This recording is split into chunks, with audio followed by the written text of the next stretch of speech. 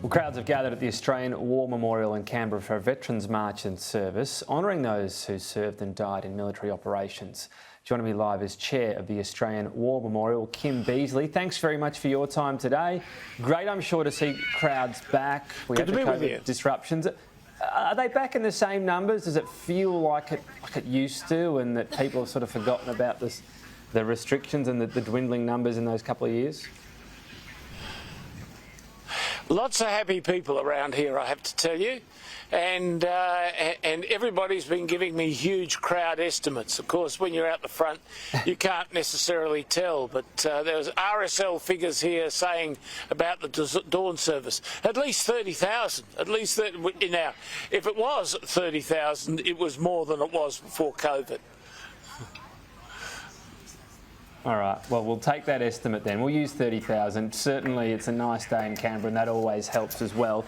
At the War Memorial, obviously, lots of different exhibitions for people to go along and see. There's a bit of a focus on Australia's involvement in Somalia this year. Talk us through that exhibition. There was very much so. We had a lot of Somali veterans here, led by the Governor-General, who had at one point of time been in command in Somalia.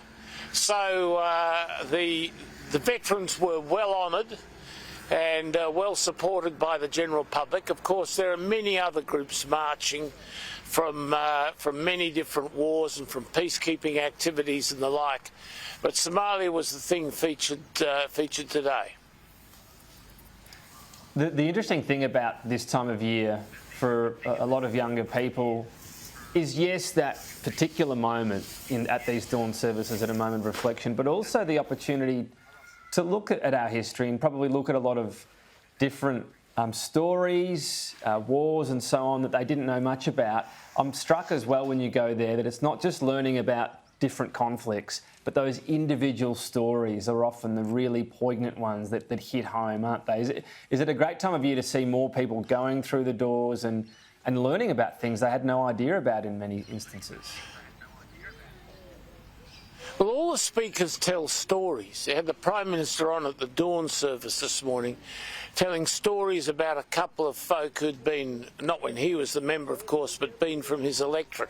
Very poignant stories, as you say. Somebody killed the moment that they landed at Gallipoli, and what that all meant. And so you've got a fascination, of course, of young people in particular with the individual stories, but they fascinate everybody. The wars are stories told in the big picture, and there's stories told in the small battles, individual conflicts and challenges. Both of them mean a lot. And I know for young people, because often they think, wow, I'm 17, I'm 18, the decisions I'm making about what I'm about to do in life, don't they suddenly seem very easy? One of your family's stories has been spoken about in the past couple of weeks as well. Your uncle, Reverend Sid Beazley, was on the Montevideo Maru in 1942. Now, this was the Japanese transport ship with more than 1,000 Australian prisoners of war on board. It was torpedoed by the US. They didn't know who was on board. After a long search, wreckage has been found. Talk us through the moment finding out about that and delving back into that particular story. Well, I found out about it a little bit before other folk found out about it, because I had been following the effort that was being put in to find the ship. And congratulate the people who did. John Mullen's crew, wonderful work that they did to get there and get the wreckage of our greatest maritime disaster. Yes, that featured very much in my mind. Now, my uncle was not a reverend, actually. He was at the Methodist Mission, but he was sort of their skills trainer. He used to train the local population in carpentry and the like building. And when my father, in years later, visited Rabaul, he was mobbed by these guys who'd been trained by Sid, very moving for him. But, of course, we didn't actually know what happened to Montevideo Maru during the war. There were rumours, there were suggestions, there was scuttlebutt and the rest of it, but nobody actually really knew.